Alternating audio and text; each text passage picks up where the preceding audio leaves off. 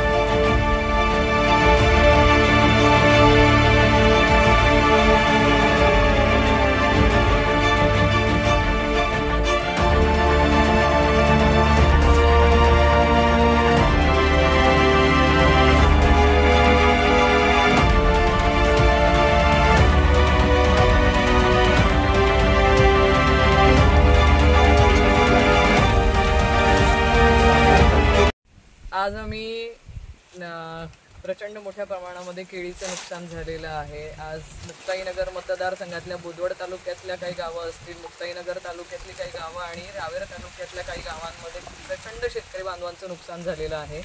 आम्ही आलोय आता ह्या केळीच्या शेतामध्ये। तुम्ही स्वतः बघू शकता तितकं नुकसान झालेलं आहे, पण आज मागच्या वर्षीचं अजून त्यांना नुकसान भरपाई मिळालेली नाहीये। तर या वर्षी नुकसान भरपाई मिळायच्या आतच त्यांच्या शेताचं नुकसान झालेलं आहे। शेतकरी बांधव प्रचंड हवालदिल झालेले आहेत। सरकारकडनं त्यांना अपेक्षा आहे की त्यांना लवकरात लवकर पैसा मिळायला हवा। आज तोंडाशी आलेला घास त्यांचा हिरावून घेतला गेलेला आहे। आज आमच्यासोबत इथे दादा आहेत। दादा, सुधीर दादा तुम्हाला सांगतील की मागच्या वर्षीचंही त्यांचं अजून पीक विम्याचाही त्यांना लाभ मिळालेला नाहीये। जे नुकसान मागच्या वेळेस झालेलं होतं त्याचाही अजूनपर्यंत लाभ भेटलेला नाहीये। तर आत्ता लाभ भेटायच्या आधीच दादा आपल्याला परत नुकसान झालेलं आहे। तर तुमची काय मागणी आहे? मागणी तीच आहे आमची सर्व शेतकऱ्यांची की मागच्या वर्षाचे जे आमचे विमे होते अजून सरासरी 10,000 शेतकरी आपल्या भागातले पेंडिंग आहे।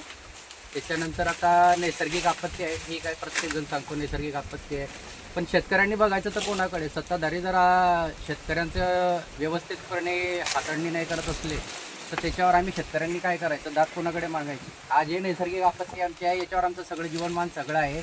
आणि तुम्ही बघू शकता की आमचं केळीचा शेतकरी आहे प्रदीप पाटील, याच्या शेतामध्ये 4,000 केळीतनं आज एकही खोड उभं राहिलेलं नाही आहे। त्यामुळे प्रत्येक शेतकऱ्यापुढे आता पुढचा उदरनिर्वाह आणि संसार कसा भागवायचा या दशकात पडलेला आहे। याच्यावर काहीतरी सरकारकडून लवकर त्वरित पंचनामे व्हायचे। तहसीलदार साहेब आले, गटावर व्हिजिट दिली आणि निघून गेले।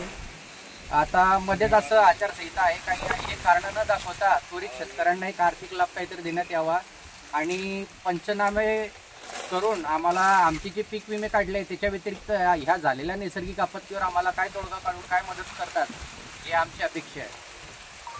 ही पूर्तता करून